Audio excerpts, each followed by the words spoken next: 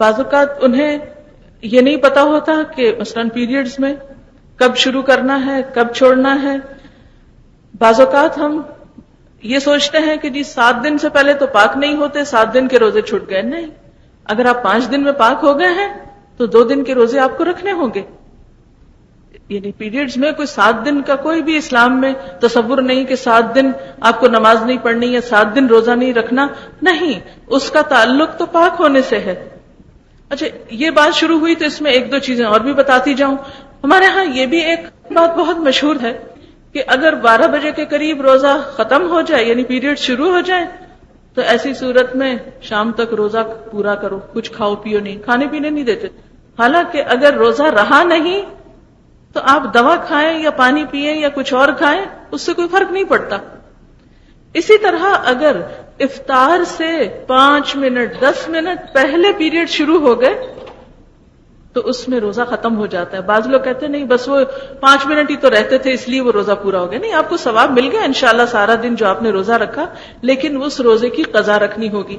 بعض لوگوں کو یہ کہتے سنا گیا ہے کہ چونکہ یہ روزے ہم اپنی مرضی سے تو نہیں چھوڑتے اس لیے قضا کس لیے دیں، وہ بعد کے دنوں میں گنتی نہیں پوری کرتے. بہت سی ینگ گرلز رمضان میں روزے چھوڑ دیتی ہیں عذر کی وجہ سے اور بعد میں روزے پورے نہیں کرتی. نہیں، صحیح احادیث سے یہ بات ثابت ہے. حضرت عائشہ رضی اللہ تعالی عنہا کی روایت سے پتہ چلتا ہے کہ ہم نماز کی قضا تو نہیں دیتی تھی لیکن روزے کی قضا دیتی تھی. اس لیے خصوصی طور پر ان دنوں میں اس سبب سے جو روزے چھوٹے ان کو رمضان کے بعد آپ پورا کر لیں. حائضہ کے لیے روزہ کی قضا ہے، نماز کی نہیں.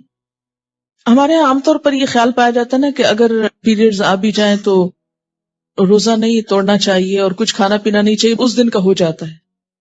یہ خیال غلط ہے. دوسرا یہ کہ یہ کہا جاتا ہے کہ چلیں اگر نہیں کھائے پیئیں گے تو روزے کا ثواب مل جائے گا. ایسی بھی کوئی بات کہیں نہیں لکھی ہوئی. جب روزہ ہوا ہی نہیں تو ثواب کائے کا ملا؟ ناپاک حالت میں روزہ رکھنے کا یہ ثواب ہے، الٹا گناہ ہے. یعنی ناپاکی میں کس نے روزہ رکھنے کو کہا؟ اور جب روزہ ہی نہیں تو کھانا پینا کیوں حرام کر لیا اپنے اوپر؟ یہ دین میں خود ساختہ پابندیاں ہیں. بعض اوقات ایک دم شوگر لیول ڈاؤن ہو جاتا ہے یا کوئی اور تکلیف ہوتی ہے، دوا لینے کی ضرورت ہوتی ہے، تو ایسے میں بے جا کی پابندی کے نہیں روزہ رکھے چلے جاؤ جیسے عام طور پر ہمارے معاشرے میں یہ چیز پائی جاتی ہے، تو یہ درست نہیں. عن ابی سعید الخدری رضی اللہ عنہ قال قال النبی صلی اللہ علیہ وسلم الیس اذا حادت لم تصلی ولم تصم فذلک من نقصان دینها رواہ البخاری. حضرت ابو سعید خدری رضی اللہ عنہ کہتے ہیں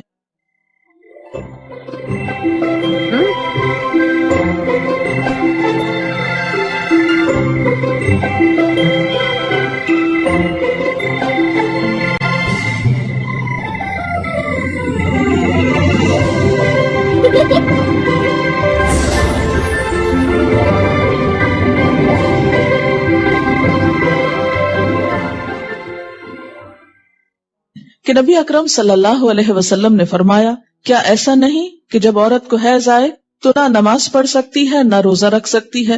عورتوں کے دین میں کمی کی یہی وجہ ہے. اسے بخاری نے روایت کیا ہے. یعنی بہرحال جب نماز نہیں پڑھیں گے تو اس کا ثواب تو نہیں نا.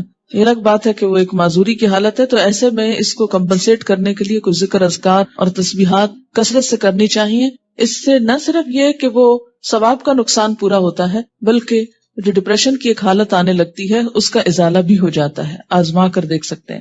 اور نقصان دینہا کے کئی ایک معنی ہیں. یہ جو عربی لفظ ہے نا نقصان دین، نقصان عربی میں کمی کو کہتے ہیں. قرآن پاک میں آپ نے پڑھا نا وَلَنَبْلُوَنَّكُمْ بِشَيْءٍ مِّنَ الْجُوعِ وَنَقْصٍ مِّنَ الْأَمْوَالِ. نقص اردو میں کہتے ہیں خرابی کو. ٹھیک ہے، یہ میں اس لیے یہاں پر واضح کرنا چاہتی ہوں کیونکہ بہت سے لوگ جو ان الفاظ کا صحیح معنی اور روح نہیں سمجھتے، وہ بسا اوقات عورتوں کو پرووک کرتے ہیں یہ کہہ کر دیکھو اسلام نے تمہارے ساتھ کیسی زیادتی کی، اور اسلام میں تو عورت کو کوئی حیثیت ہی نہیں دی گئی، اس کے دین میں بھی نقص بتایا گیا. تو نقص اور نقصان کمی کے لیے ہے، کسی عیب اور خرابی کے لیے نہیں. اب آپ دیکھیے کہ نماز میں تو کمی ہوتی ہے لیکن اس وقت میں جو تکلیف کی اذیت کی کیفیت ہوتی ہے اس کا صلہ بھی ملتا ہے کیونکہ اللہ تعالیٰ نے لکھ دیا ہے نا یہ. تو جو چیز اللہ تعالیٰ کی طرف سے آتی ہے اس پر انسان صبر کرے. جیسے بازو کو پین بہت ہے یا کوئی اور ایسی کیفیت ہے تو یہ ایسے حالات میں صبر کرنا جو ہے وہ اجر کا سبب ہے. اگر ادھر سے کمی ہوئی تو ادھر سے بڑھ بھی گیا اجر. ٹھیک ہے، دوسری بات یہ کہ کمی سے مراد نمازوں کی تعداد میں کمی ہے، جس کو آپ بعد میں عام حالات میں نفل وغیرہ پڑھ کے بھی پورا کر سکتے ہیں، یا پھر یہ کہ کمی سے مراد اس اعتبار سے کمی بھی ہے کہ ایک مثلا تہجد کی روٹین آپ بناتے ہیں یا نمازوں میں خشوع خضوع کی روٹین بناتے ہیں، ابھی آپ اس حالت میں ہوتے ہیں کہ نماز چھوٹ جاتی ہے، اب کیا ہو گیا؟ نہ صرف یہ کہ وہ چند دن نمازوں کی کمی ہوئی، بلکہ دوبارہ ایک اچھی حالت میں آنے کے لیے، دوبارہ سے نئی عادت بنانے کے لیے پھر ایک مشکل پڑ جاتی. تو بعض اوقات لوگ نماز ہی چھوڑ دیتے.